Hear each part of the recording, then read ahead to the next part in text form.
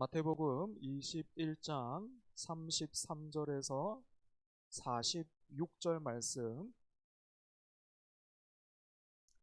저와 여러분 한 절씩 교독하겠습니다. 제가 먼저 33절 읽고요. 마지막 절은 같이 읽겠습니다. 마태복음 21장 33절부터 46절, 제가 33절 읽겠습니다. 다른 한 비유를 들으라. 한 집 주인이 포도원을 만들어 산울타리로 두르고 거기에 즙자는 틀을 만들고 망대를 짓고 농부들에게 새로 주고 타국에 갔더니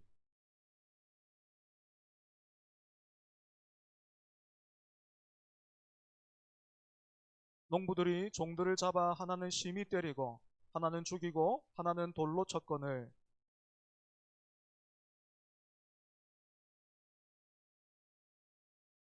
후에 자기 아들을 보내며 이르되 그들이 내 아들은 존대하리라 하였더니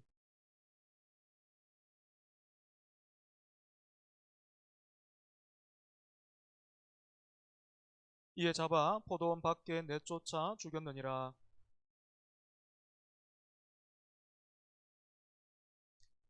그들이 말하되 그 악한 자들을 진멸하고 포도원은 제때에 열매를 바칠 만한 다른 농부들에게 새로 줄지니이다.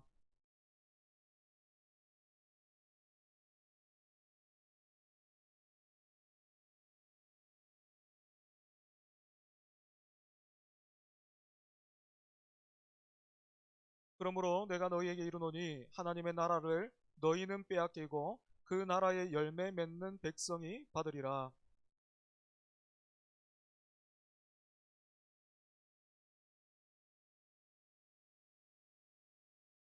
대제사장들과 바리새인들이 예수의 비유를 듣고 자기들을 가리켜 말씀하신 줄 알고 잡고자 하나 무리를 무서워하니 이는 그들이 예수를 선지자로 알미었더라. 아멘. 말씀을 나누기 전에 간단하게 광고하겠습니다. 예배 후에 식당에 떡국이 준비되어 있습니다. 그리고 식사와 함께 디저트도 같이 준비되어 있는데 평소 우리 교회를 두고 기도하시는 모 교회 권사님이 마치 산타클로스처럼 그렇게 주고 가셨습니다. 함께 나누면서 교제하는 좋은 시간 되기를 바랍니다. 오늘은 우리를 위해서 이 땅에 오신 예수님의 나심을 기념하는 성탄절입니다. 그런 의미로 옆에 있는 지체들과 함께 성탄의 기쁨을 듬뿍 담아서 활짝 웃으면서 이렇게 인사해 보겠습니다. 메리 크리스마스. 네, 감사합니다. 함께 나눈 인사처럼 성탄의 기쁨과 은혜가 여러분들과 또 가정에 충만하기를 축복합니다. 지난해에 이어서 올해도 우리 주일학교 친구들은 어제 저녁송도 돌고 또 교회에서 같이 잠도 자고 오늘 아침에 일부 친구들은 새벽 기도회도 왔어요. 네, 어른들보다 낫죠. 그죠?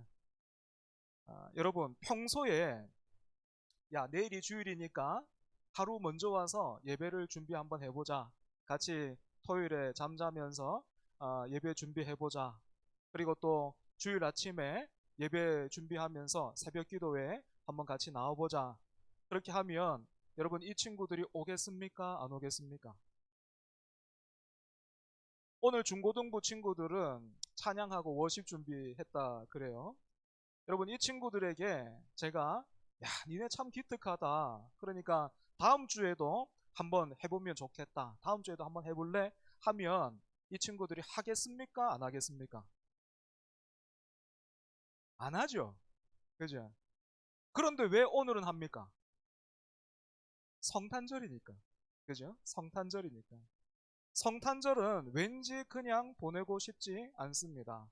아이들이나 어른이나 모두가 뭔가 모를 기대감이 있죠. 그죠? 그런데 여러분 한번 생각해 보십시오. 제가 생일 파티를 열었습니다. 그래서 사람들이 파티에 초대받아서 참석을 했는데 그렇게 파티에 온 사람들이 오면서 야, 이 파티니까 맛있는 음식이 틀림없이 있을 거야. 가서 뭐부터 먹을까? 내가 좋아하는 치킨은 분명히 있겠지 하면서 음식만 기다리다가 음식만 실컷 먹고 가버린다거나 또는 준비해온 그 선물을 주인공인 저에게 주지는 않고 자기들끼리 막 재밌게 이야기하고 웃으면서 선물을 막 주고받고 있다면, 그래서 제가 옆에 가서 미안한데 제가 오늘 생일입니다, 제가 주인공이에요 하고 말하면 누가 아니래요.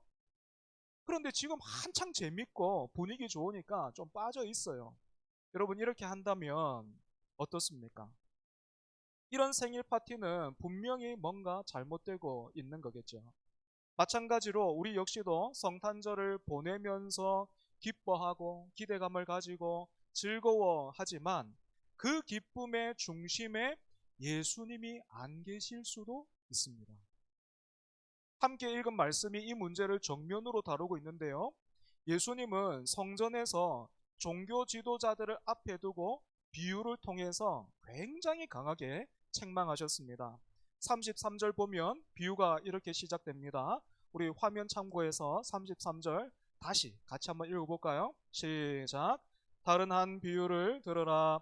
한 집 주인이 포도원을 만들어 산울타리로 두르고 거기에 즙자는 틀을 만들고 망대를 짓고 농부들에게 새로 주고 타국에 갔더니, 예, 말씀 그대로 좀 두시고 말씀 다시 한번 잘 보십시오. 여러분, 여기에서 중요한 게 있다면 무엇일까요? 주인이 포도원을 만들었어요. 그런데 포도원을 어떻게 지금 만들었습니까? 대충 만들지 않았어요. 아주 제대로 만들었습니다. 사람들을 불러서 주인이 일을 시킬 수도 있었을 거예요. 지금부터 당신들은 나를 위해서 포도원을 만드세요. 그 포도원에 뭐 산울타리도 두르고 즙자는 틀도 두고 망대도 저기에 세우세요 하면서 그렇게 지시할 수도 있었을 겁니다. 그런데 주인이 그렇게 하지 않고 어떻게 했다고요? 주인이 포도원을 만들었습니다. 울타리도 만들었고 거기 안에 즙틀도 두었고 포도원을 지킬 수 있는 망대까지 주인이 다 준비했습니다. 완전히 준비해 놓고 안전하게 일할 수 있도록 다 갖춰 놓고 지금 농부들에게 맡기고 있는 거예요. 여러분, 이 이야기에 나오는 주인은 누구고 또 포도원은 무엇이겠습니까? 주인은 하나님이시고 포도원은 하나님이 우리에게 맡기신 시간, 관계, 그리고 사명을 뜻합니다. 그래서 여러분, 주인이 농부들에게 맡긴 이 포도원도 누구 거예요? 당연히 농부가 아니라 주인의 것입니다. 마찬가지로 우리가 받은 모든 것은 하나님이 주신 것입니다. 그래서 우리는 주인이 아니고요, 하나님의 것을 맡은 청지기입니다. 청지기. 여러분, 청지기의 기쁨은 어디에 있을까요? 당연히 포도원의 열매가 많이 열리면 청지기도 좋습니다. 기쁘죠. 그런데 그것보다 더 큰 기쁨이 무엇인가 하면 포도원이 아니고 주인을 기뻐하는 거예요. 청지기의 가장 큰 기쁨은 주인을 기뻐하는 겁니다. 나에게 이렇게 멋있고 아름다운 이 포도원을 나에게 맡겨주신다. 내가 이 포도원을 위해서 수고한 게 아무것도 없는데, 내가 주인에게 이 포도원을 구하지도 않았는데 이 포도원을 나에게 맡겨주신다니 너무 감사하구나. 내가 이제부터 열심히 일해서 주인으로부터 착하고 충성된 종이라 칭찬받아야지. 여러분, 이게 참된 기쁨이죠. 진짜 기쁨이에요. 여러분, 성탄절도 마찬가지입니다. 성탄절의 기쁨은 선물이나 어떤 분위기에 있는 것이 아니고 아들을 보내신 하나님에게서 찾아야 합니다.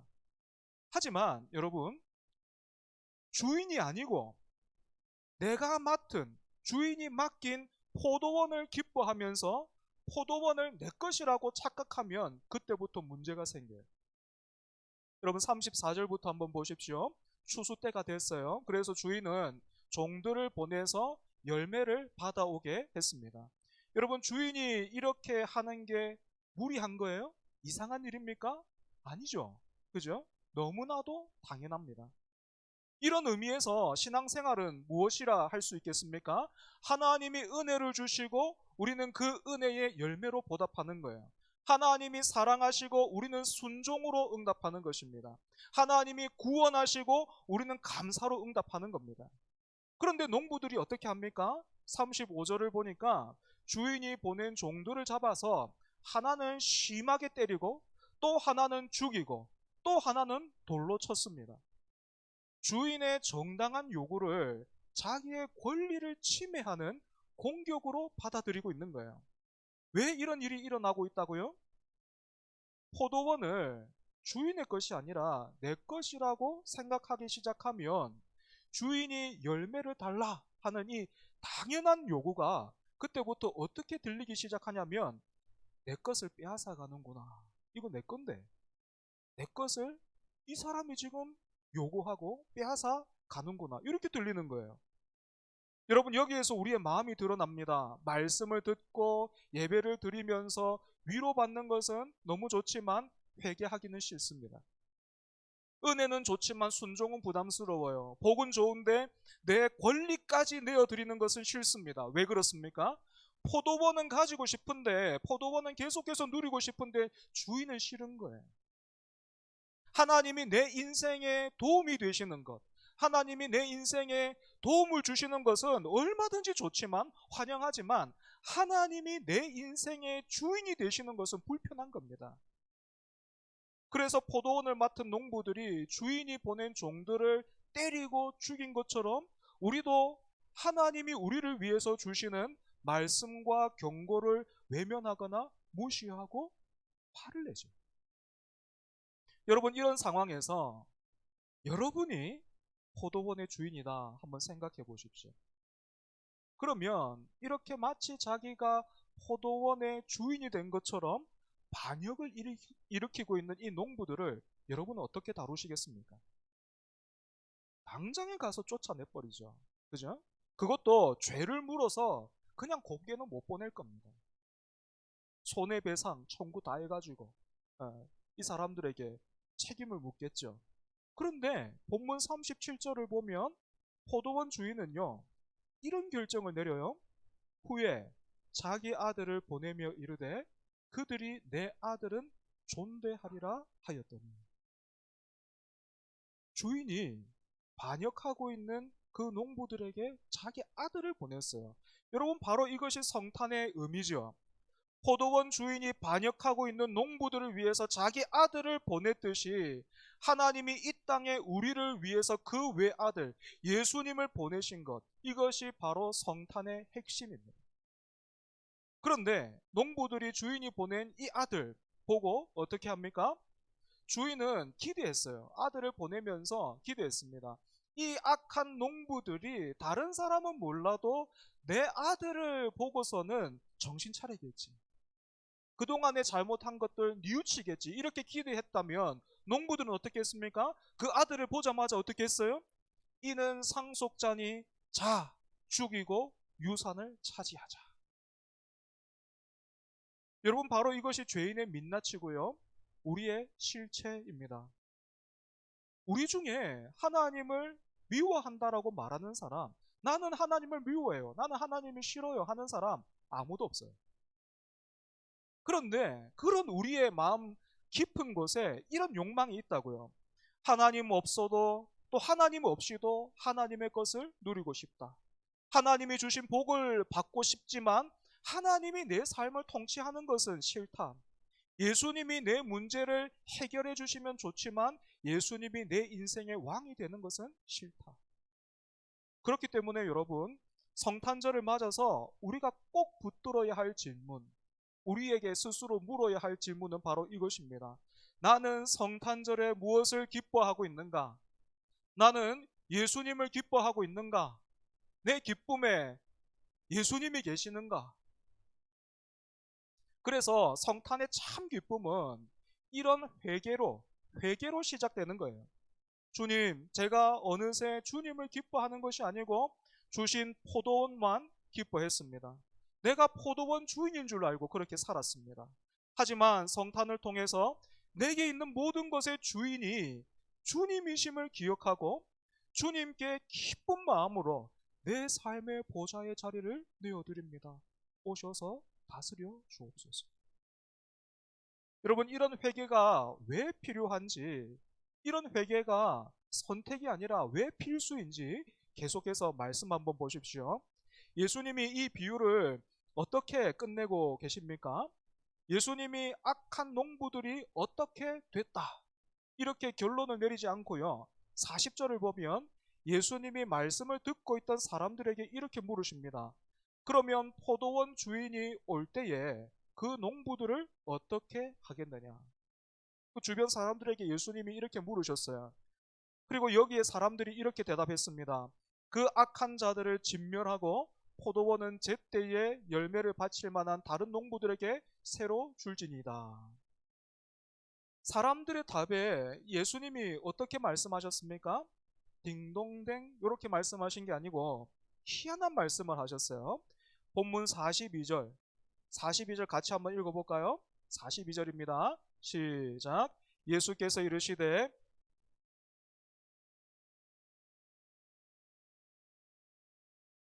이것은 주로 말미암아 된 것이요 우리 눈에 기이하도다 함을 읽어본 일이 없느냐. 아멘. 여기에 나오는 모퉁이 돌은 건물을 지을 때 제일 먼저 놓는 주춧돌, 또는 건축물의 한 면과 다른 면을 연결하는데 사용되는 그 중요한 돌을 의미하는데, 이 돌 없이는요 건물이 바로 설 수가 없습니다.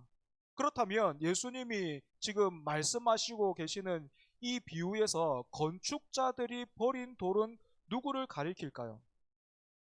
우리가 앞에서 봤던 그 비유에서 건축자들이 버린 돌 누굽니까? 바로 주인이 보낸 아들이에요. 그런데 분명히 그 죽은 그 아들이 모퉁이의 머릿돌 같은 중요한 역할을 하게 된다라니, 이 굉장히 듣는 사람으로 인해서는 신기하죠. 여러분, 건축자들이 버린 이 돌 사실 누구를 가리킵니까?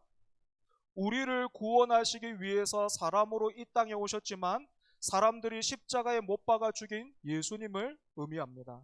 그런데 하나님은 사람이 내어버린 돌과 같은 예수님을 모퉁이돌로, 머릿돌로 삼으셨다는 거예요. 십자가에서 죽으신 예수님으로 인해서 새 시대가 열리고 하나님을 아버지라 부르는 새로운 생명들이 태어나고, 더 나아가 예수님 다시 오시는 날 이 땅에 영원한 하나님의 나라가 임하는 것입니다. 그래서 여러분, 성탄의 기쁨은 단지 아기 예수, 아기가 태어났다라는 그 사실에만 머물러 있어서는 안 됩니다. 그 아기가 자라서 사람에게 버림받고 십자가의 죽임을 당하시고 부활하사 승천하셔서 우리의 구원과 하나님 나라의 기초가 되셨다라는 그 사실이 우리가 성탄을 통해 기념하고 누려야 할 기쁨인 것입니다. 우리를 위해서 아기로 오신 예수님이 다시 오실 때는요 왕으로 오십니다. 때문에 여러분, 성탄을 맞아서 우리도 나에게 포도원을 맡기신 하나님이 아니라 다른 것을 기뻐하고 있었다면, 또 그런 나를 위해서 오신 아들이 아니라 다른 것을 기뻐하면서 내가 포도원의 주인인 것처럼 착각하고 살았다면, 거기에서 돌이켜서 하나님의 아들 예수 그리스도를 다시금 구주로 영접하는 그런 은혜가 있기를 바랍니다. 기도하겠습니다. 하나님 아버지, 또 한 번의 성탄절을 맞아 감사하게 하시고 기뻐하게 해주시니 감사합니다. 말씀을 통해서 우리가 무엇을 기뻐해야 할지 확인했습니다. 포도원을 맡은 농부들이 포도원을 기뻐하면서 주인의 은혜와 그 아들을 보낸 사랑에 잘못 반응했던 것처럼 우리 역시도 그렇게 살지 말게 해주시고, 이 복된 성탄에 하나님의 은혜를 기억하며 우리를 위해 오신 주님, 그리고 다시 오실 주님을 주인의 자리에 모시고 살아가는 우리 되게 하여 주옵소서. 예수님 이름으로 기도합니다. 아멘.